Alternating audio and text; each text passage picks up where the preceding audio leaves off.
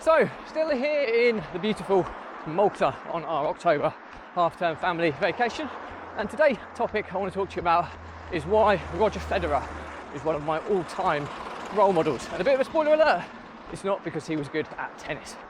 So keep on watching, keep on listening, and I hope you find it useful. Welcome back to consecutive day 1615 of a diary of a Runpreneur.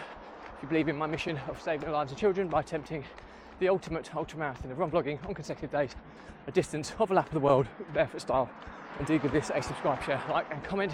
More people we get in front of, more money we raise, or children's lives we save, which is why I do this every single day. Thank you as always, and let's get started.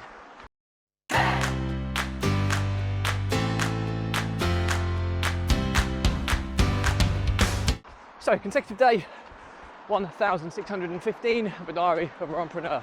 And today's topic is a little bit out there today. It's why is Roger Federer one of my all-time role models?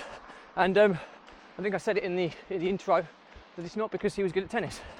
So first and foremost, why am I talking about Roger Federer, and what kind of relation does it have on kind of running out here in Malta? Well, first things first, the reason for this episode is that I've talked a little bit this week about mixing entrepreneurship and family holidays, mixing entrepreneurship with kind of personal time, and how sometimes it can be challenging, especially when stuff doesn't go to plan and you're away and you have to go on down tools, you have to sort stuff out whilst you're on holiday, whilst you're spending time with your family, and it can be incredibly stressful.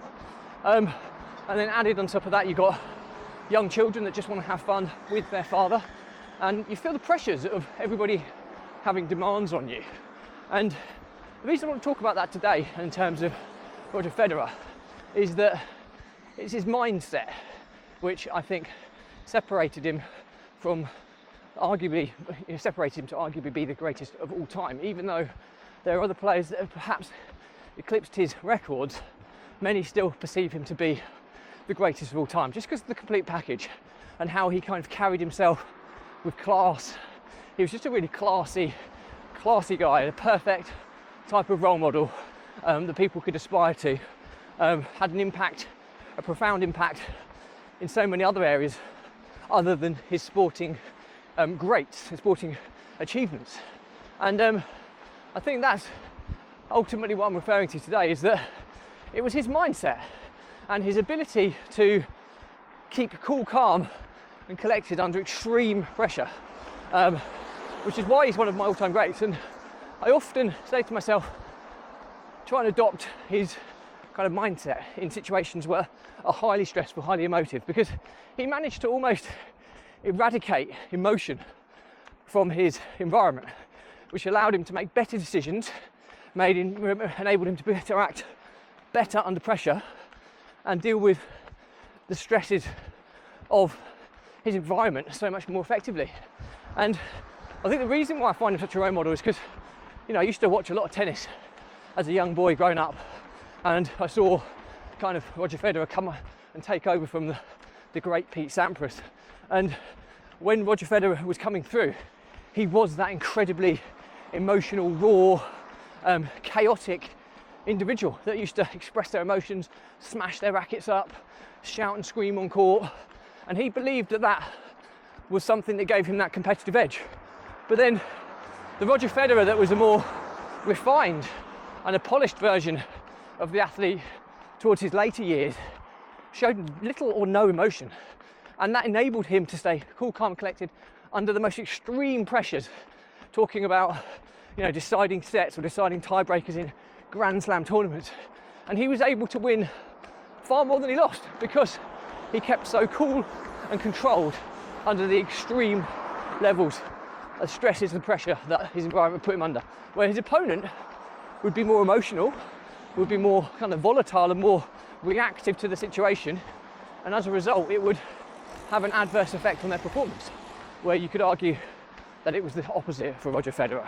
So I've said to myself on this holiday, because I've had to deal with some quite difficult things in my entrepreneurial world on this trip, I've also felt in certain regards that I'd let my family down a little bit, having to kind of be so engulfed by work when I'm away on a family vacation. But what I've said to myself at the end of this week is I'm really going to, I keep referring to Roger Federer at many stages of my life. I refer to taking a beat and trying to, gather my thoughts before reacting to things. But now I'm just trying to revert back to be more Roger Federer, be more Roger. And no matter what happens, keep calm. And even when situations where my kids are going crazy and misbehaving, whereas usually if I was stressed with something at work, I'd react by shouting at them or something along those lines. And I just say to myself, be more Roger. And don't do that, and just keep calm and talk in a very calm and collective manner. Still be authoritative, but do it in a much cooler, calmer way. When things happen that don't go the way I want them, I can control my emotions and how I handle them. So I should be doing that. I might not be able to control what's happened, but I can control how I react to it.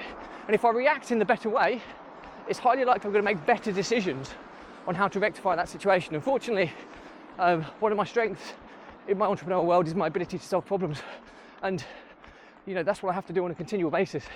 And I'm pretty sure I'll be better at doing that if I keep my emotions in check.